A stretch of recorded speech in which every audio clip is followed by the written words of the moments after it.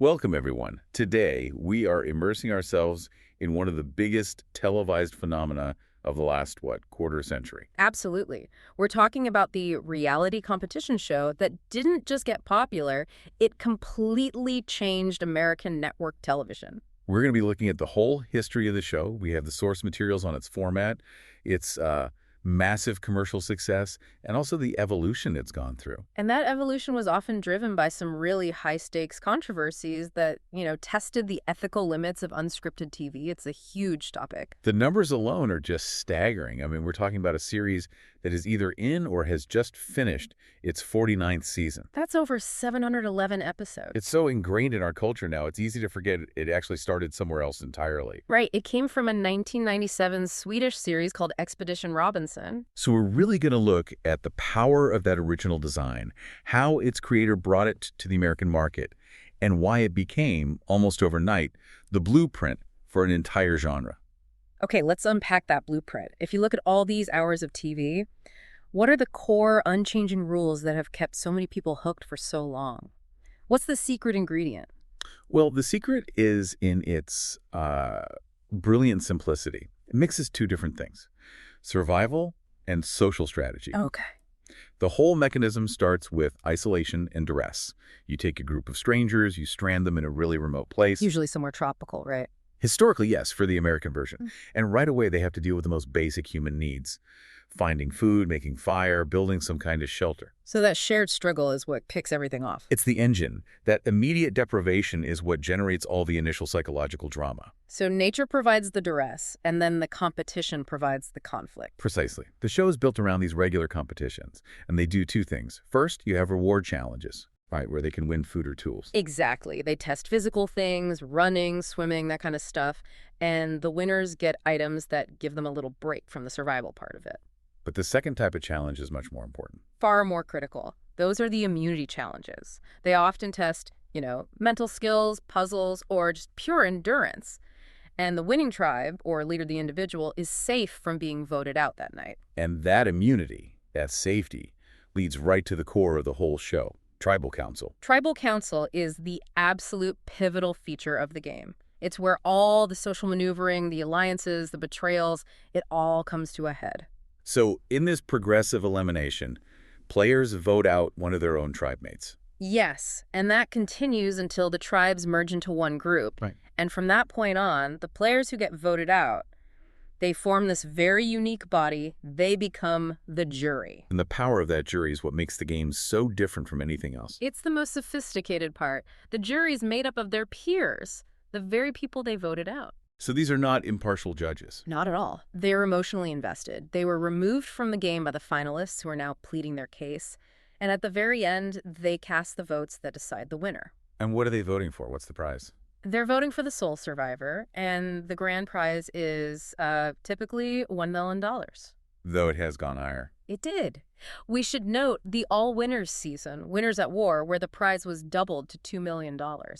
That was a move that really reflected the legendary status of those particular players. That structure is just so elegant, but it wasn't the initial vision. We mentioned the Swedish origin. Let's trace how this concept actually got to American primetime.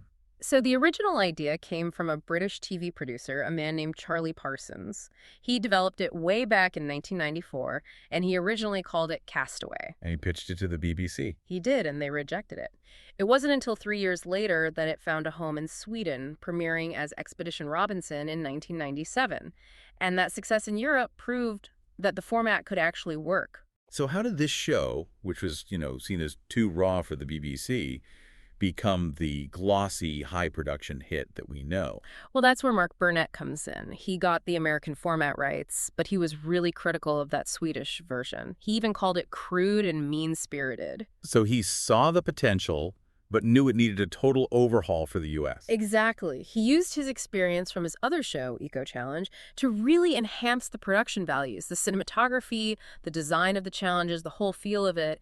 He shifted the focus away from just raw survival to this meticulously produced human drama. The drama that happens when you put people under extreme pressure. That was the core of his vision. So he polished the product, but he still needed a network to take a massive gamble on a genre that was, at the time, totally unproven. And it was a tense negotiation. The key moment was the pitch on November 24th, 1999. Burnett took his idea to Les Moonves, who was a president of CBS at the time. And Moonves went for it. He did. He saw the potential for something really disruptive, and he secured the show's run. The first American season, Survivor, Borneo, was filmed very quickly, and it debuted on May 31st, 2000. And it was an immediate cultural shockwave. An absolute shockwave. It's really impossible to talk about TV history without talking about that premiere.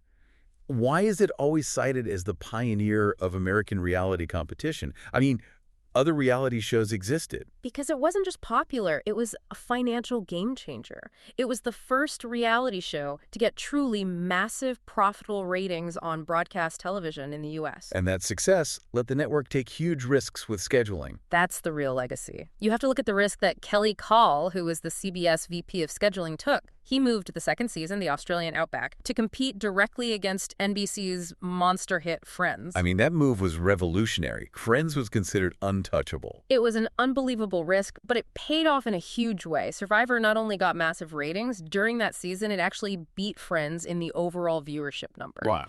And that single moment proved that reality competition could be appointment viewing. It financially shifted how networks thought, moving them away from expensive scripted shows and toward cheaper, high-return, unscripted content. And that dominance wasn't just a one-time thing. It really defined the show's first decade. Absolutely. The first 11 straight seasons, so from 2001 all the way through 2005-06, they all ranked in the top 10 most watched shows on TV. That kind of consistency is almost unheard of today. It really is. And it wasn't just a commercial success. It also got serious critical acclaim, which is pretty rare for a competition show. It really crossed over into that prestige television space because the storytelling and production were just so good. In 2007, Time magazine put the series on its list of the 100 greatest TV shows of all time. And TV Guide ranked it as well. They did. In 2013, they ranked it at number 39 on their 60 best series of all time. So these accolades really place it firmly in television history, not just reality TV history. We also see that recognition extending to the production itself, and of course to the host, who's been at the center of it all. The series has gotten, 63 Emmy nominations in total? The production won for Outstanding Sound Mixing in 2001 and Outstanding Special Class Program in 2002. But the most visible awards went to Jeff Probst. Yes, his performance really legitimized the role of the reality host. He won the Emmy for Outstanding Host 4 consecutive times, from 2008 through 2011. That sustained acclaim really helped define the show's golden era. So the show has kept its core, the isolation, challenges, tribal council. But you can't survive 49 seasons without constant adaptation. Let's look at some of the operational changes, starting with the timeline. Right. For most of its history, the game was designed to last exactly 39 days. That was the standard. That was the magic number. It was. It allowed for the early tribe phase, the merge, and then the final jury phase. The only early exception was the second season, the Australian Outback, which was famously long. It ran for 42 days. And the change in recent years has been pretty dramatic. It has. Starting with season 41, in the post-COVID era, the game length was cut way down to 26 days. And that was mainly for production reasons. Primarily, yes. It was related to quarantining the huge international crew, but it fundamentally changed the pace of the game. It forced players to make their moves much, much faster. It just compressed the entire experience. Now, even if you don't win the whole thing, you are still compensated for your time. You are. There's a sliding scale based on when you're eliminated. Even the very first person voted out gets something, usually starting at about US $2,500. And the prize money goes up from there. It does, the longer you last. And critically, every single contestant who makes it to the finale, doesn't matter if you're a finalist, a juror, or the first one out, you get an extra US $10,000 just for being at that finale show. The format has to evolve, because if players figure out the metagame, it just becomes predictable. So production intentionally throws in twists. And that ability to reinvent itself is arguably the single biggest key to the show's longevity. Early on, the changes were simple, tribal switches to break up alliances, or starting with more than 2 tribes. But they got more complicated pretty fast. They did. They escalated into these game-altering devices. The hidden unity idol is probably the most famous one. It totally changed how a blindside vote works. Absolutely. The idols are crucial. They give individuals power against a big alliance. But production didn't stop there. They started adding advantages that mess with voting power itself. Like what? Well, The ability to steal a vote from someone else or getting an extra vote for yourself, and then the ultimate counter move. The idol nullifier, which lets you cancel out an idol played by someone It else. just adds all these layers of complexity. It forces players to stay vigilant and constantly adapt. And some twists were designed to give players a second chance, to subvert the finality of being voted out. Right, those second chance mechanics really ramp up the tension. We saw Exile Island, which would isolate a player for a bit, often with a clue. And then Redemption Island. Redemption Island, which was a separate area where voted-out players would duel for a chance to get back in the game. The harshest one, though, was the edge of extinction. That's where you could choose to stay on this miserable outpost. Yes, just enduring awful conditions, hoping for one shot to return. It was a real test of willpower. There was also the one-time experiment, the Outcast Tribe. And speaking of fixing the game late, producers made one huge structural change to stop the end from becoming too predictable. That would be the Final Four fire-making challenge, which they brought in during season 35. Historically, the Final Four was just another vote, which meant the biggest alliance could just pick off the last threat. But this twist changed that. It mandated that the two players who don't have immunity at the Final Four have to go head-to-head in a fire-making challenge. The winner moves on, the loser goes to the jury. And the strategic impact of that was huge. Immense. It completely negated that classic move of voting out the biggest threat at 4. Now, if you wanted to get rid of a threat, you had to be confident you could beat them at making fire. It shifted the value from just social allegiance to, actual physical skill at the very end. In its early years, the show was really nomadic, traveling all over the world to give each season a fresh look. Oh, absolutely. The early footprint was huge. They filmed in these incredibly diverse, challenging places. Season 3 was in Kenya's Shaba National Reserve. Right, a completely different feel. And season 15 took them to Zelen in China. They were in the Philippines, Panama, Samoa. That constant relocation was part of the original appeal. You got a new world every 6 months. But that model, I assume, became unsustainable. Exactly. The need for efficiency led to what we call the Fiji era. Since season 33, the show has been filmed exclusively in the Mamanuca Islands of Fiji. And that's been going on for a long time now. A very long time. It will continue for 18 consecutive seasons, all the way up to the upcoming season 50. So why Fiji? What are the logistical advantages? They're massive. First, it's predictable. They have established relationships with the government, with the local infrastructure. Second, efficiency. They can pre-build and maintain things like challenge structures. So they can shoot 2 seasons back to back. Right, which saves millions in relocation costs. And it also gives the show's brand this very consistent visual look. It's just incredible to think about the infrastructure. You mentioned the crew size grew a lot over time. The scale is astronomical. The very first season, Borneo, was run by a pretty small crew, maybe 75 people. Wow. As the show got more complex, more sophisticated challenges, more cameras, better safety protocols, the crew just expanded dramatically. By season 22, the crew was up to 325 people. That's like a small army you have to operate in a remote location. The ultimate payoff, the reading of the final votes, has also gone through a huge transformation since the beginning. The traditional format really maximized the suspense by creating a time gap. The final tribal council was filmed on location. The votes were sealed in an urn. And then you had to wait months. Months. The winner wasn't revealed until a live TV event in a studio in the U.S., which was then followed by a reunion show. And the reunion had a few different hosts before the permanent one took over. It did. For the first 3 seasons, Bryant Gumbel hosted, Rosie O'Donnell did the 4th, and then Jeff Probst took over with season 5 and has done it ever since. Let's talk about those iconic, highly produced segments where Probst would travel with the votes from the location back to the studio. Those became legendary. They absolutely did. They were meant to bridge that time and distance with this big cinematic flair. We saw him on helicopters, jet skiing out of the Amazon, even on elephants. And our sources mention a specific planned sequence for season 29, San Juan del Sur, that shows just how far they went and why they stopped. Oh, this plan was absurdly ambitious. Probst was supposed to paddle a canoe from Nicaragua all the way to Venice, California. Wait, really? Well, cinematically. And the climax of it was supposed to involve him recreating that famous "Hey Kid, Catch Coke" commercial. He was supposed to borrow a skateboard from a teenager and do a little trick. You're kidding. They were going to have the host of a major TV show do a skateboard trick on camera. That was the plan. And despite getting some training, he apparently couldn't consistently land the trick during filming. So what happened? Well, because they couldn't get the shot they needed for San Juan del Sur, production just made a decision. They scrapped that whole transition, and they eliminated all similar travel segments for future seasons. That's amazing. A single failed skateboard trick ended an entire era of the show. It really did. And how has the finale changed more recently? The format shifted drastically with season 41.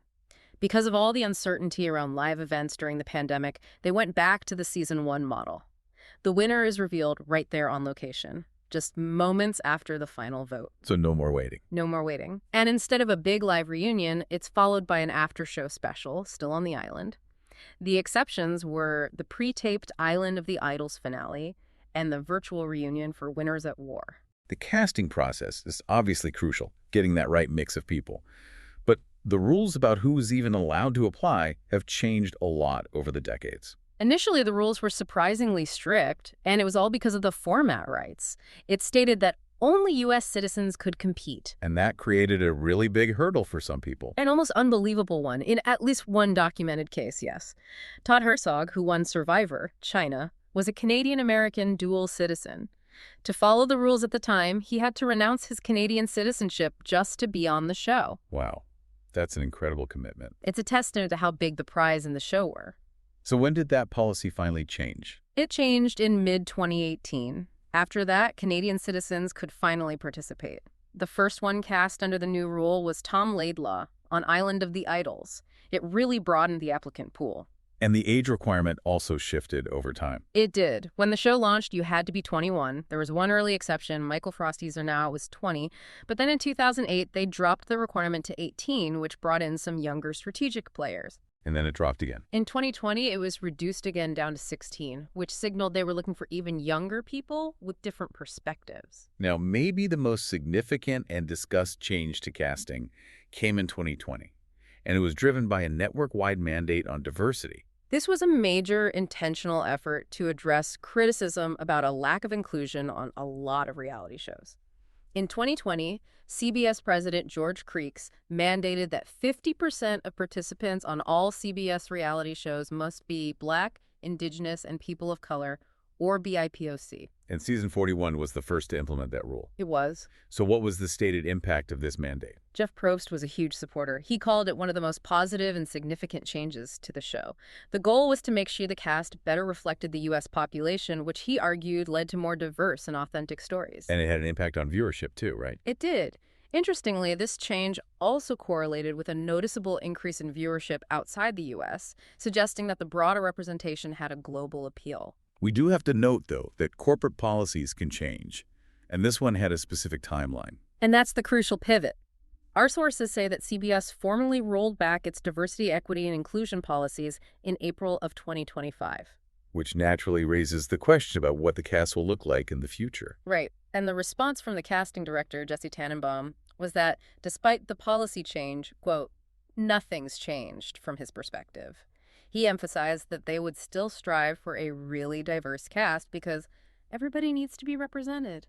So the intention is still there, even if the formal mandate is not. It seems to be, yes. A recognition that this direction is good for the show's narrative strength.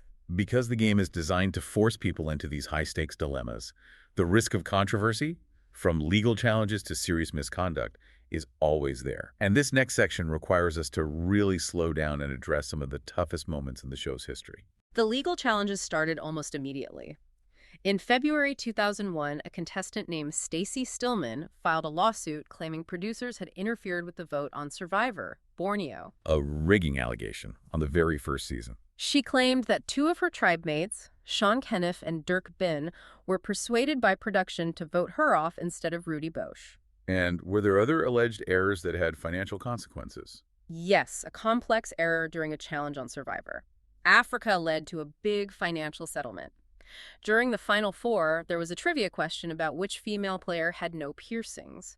Kim Johnson answered correctly based on the producer's info, and she won the challenge. But the information was wrong. Exactly. The producers didn't know that another contestant, Lindsay Richter, also had no piercings. So Lex Vandenberg had answered Lindsay, but was told he was wrong. And that could have changed the whole game. It could have. CBS recognized the mistake and ended up paying a settlement to Lex Vandenberg and Tom Buchanan. It was a really stark lesson in the kind of financial liability that comes with this kind of show. There was also a lawsuit about the sound of the show, the theme music. Correct. The theme, Ancient Voices, by Russ Landau, was the subject of a lawsuit by a musician named Paul Winter. He claimed Landau and Burnett had improperly used samples from his song. The case was settled out of court. We also saw cases where contestant deception created real-world problems. The case of Denise Martin from Survivor, China, is a big one. At the reunion, she claimed she'd been demoted from her job as a lunch lady to a janitor because of the show. Mark Burnett felt sorry for her and gave her $50,000 on the spot. But her employer contradicted the story. They did, publicly. They said she took the custodial job before the show. She later recanted her story and donated the money to charity. And finally, protecting the results from leaks is obviously a huge deal. It's critical. A player's contract can include up to a $5 million liability for leaking the results. This all came out during legal action against a fan forum user, Jim Early, who was posting incredibly accurate spoilers for several seasons. And how did they find the source of the leak? Gurley was tracked down, and he revealed his source was the contestant Russell Hantz. He even provided emails and phone records as evidence. The case against Early was dismissed, and Hantz wasn't charged, but it just highlighted the massive liability contestants face. The controversies often went beyond legal issues and into ethical boundaries, sometimes even involving violations of local environmental laws. That happened during the Australian outback. A contestant, Colby Donaldson, removed coral from the Great Barrier Reef, and the production team was cited for unauthorized helicopter activity near protected seabird areas. So these were direct violations of Australian law. They were. Mark Burnett had to issue a public apology on behalf of the production and Donaldson for what happened. And one of the most charged decisions ever was deliberately dividing tribes by ethnicity. That was for Survivor, Cook Islands. The 4 starting tribes were divided by ethnicity: African Americans, whites, Hispanics, and Asians. Producers, including Jeff Probst, argued it was a response to criticism that the show wasn't diverse enough. But the decision was immediately controversial. It drew huge controversy, with critics calling it segregationist. And did that have a commercial impact? It seems so. Several big long-term sponsors, Campbell's Soup, Coca-Cola, Procter & Gamble, reportedly dropped their support right after the theme was announced. While the companies denied a direct link, the timing was widely noted. We must also address the most serious ethical challenges the show has faced, particularly around personal misconduct and harassment, which forced major institutional changes. This is where that tension between creating drama and ensuring basic safety really came to a head. One of the earliest and most troubling incidents happened on Survivor, All Stars. Richard Hatch, while competing naked in a challenge, exposed his genitals and thrust them toward another contestant, Sue Hawk. And Mrs. Hawk's response really underlines how severe this was. It does. Mrs. Hawk said she felt violated. While Hatch was voted out that day for other reasons, Sue Hawk quit the game 2 days later. She just couldn't cope with the emotional trauma. It was a deeply troubling event, and she chose to resolve it privately with the network, stating they had helped her deal with the situation. Decades later, a similar, very public incident happened, and it led to the first-ever removal of a contestant by production. This is the Dan Spillo incident on season 39, Island of the Idols. Spillo was given a formal warning by producers for inappropriately touching several contestants, including Kelly Kim. And the situation got even more complicated. It did. Other contestants, Elizabeth Beisel and Missy Bird, were criticized for trying to exploit Kelly Kim's genuine complaint for strategic gain. And that forced a huge public conversation about what's acceptable. It did. Beisel and Bird later apologized. The resolution was unprecedented. Spillo was ejected from the game off-camera by production after a report of another incident. This was the very first time in the show's history a contestant was unilaterally removed for misconduct. And this incident clearly forced them to change their policies. Completely. After the Spillo controversy, CBS and Survivor announced a total revamp of their rules and protocols. The goal, which was fully in place by season 41, was about earlier detection and prevention of this kind of behavior and establishing strict, clear penalties for anyone who engages in it. Another major ethical turning point happened on Survivor: game changers. And it involved the public revelation of a contestant's identity without their consent. This centered on Jeff Varner and Zeke Smith. During a really intense tribal council, Varner, trying to gain a strategic advantage, publicly revealed that Zeke Smith was a transgender man. And the reaction to that was immediate. It was met with immediate shock and rejection, not just from the audience, but from Varner's own tribe mates and from Jeff Probst. The response on the show was decisive. It was. Varner's action caused such an uproar that his tribe mates effectively eliminated him on the spot without a formal vote. Varner later expressed deep regret for what he did. But the consequences went beyond the game. He was fired from his real estate job after the episode aired. The whole incident sparked this crucial conversation about privacy, identity, and responsibility in a televised, high-pressure environment. Given its huge run and ratings, the show naturally expanded way beyond just the TV screen into a big commercial enterprise. Oh, the commercial reach is just expansive. From the very beginning, they've had extensive merchandise. It started with simple things, hats, water bottles, the buffs. Right, the buffs are iconic. And it grew to include jewelry, multifunction tools, and even computer and board games. And of course, DVD releases have been a consistent source of revenue for years. I remember the attempt to turn this really social game into a video game. How did that go? Critically, it went terribly. The attempt to digitize the social game in the early 2000s was considered a huge failure.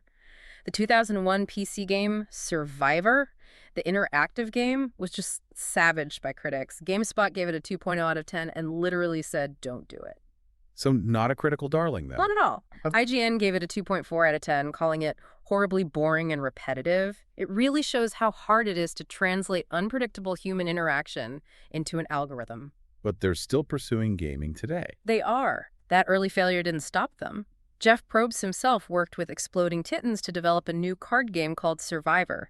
The Tribe Has Spoken, which is set for release in January 2025. So a physical interactive format might be a better fit. That seems to be the thinking. And the show even had a physical presence in the real world at a theme park. It did, yes. At California's Great America, there was a thrill ride originally called Survivor, The Ride. It had a rotating platform and all these theme elements from the show. It's called the Tiki Twirl now, but that original branding shows you just how big the show's cultural footprint was. And all that success has also fueled some significant charity work over the years. The post-show auctions are a huge part of that. Fans can buy authentic props, torches, flags, idols, the voting urn, and the proceeds have gone to various charities, most recently to the Serpentine Project, which is Jeff Probst's charity for people transitioning out of the foster care system. We know the first 11 seasons were these ratings behemoths, always in the top 10. Yeah. How has the series navigated the TV landscape today? The trends show incredible stability, even with network viewership declining overall. Survivor was consistently a top 20 show through its first 23 seasons, and while it hasn't broken the top 20 since then, it still has this incredibly strong, stable, and loyal audience. Which makes it a critical anchor for the network. Absolutely, especially in a world where big network hits are so rare. And the network clearly still believes in it, renewing it well into the future. They do. The series was renewed in May 2025 for its 49th and 50th seasons. It's continuing with the successful 90-minute episode format.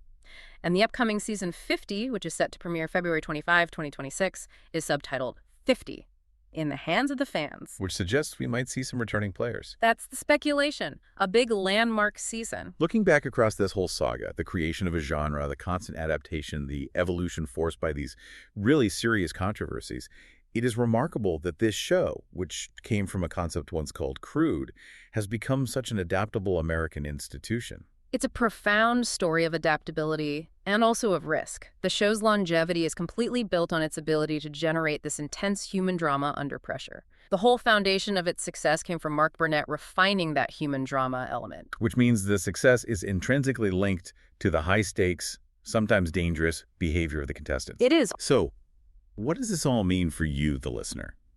We've seen that the game's core tension relies on forcing human drama under duress. Considering the show's success came from refining a crude concept, what level of human behavior should a production company be responsible for preventing tax when that behavior is, ironically, the primary driver of high ratings? That is the question that really defines the whole genre, and one that every production has to face. A provocative thought to mull over as the show continues its run. Indeed. Thanks for listening.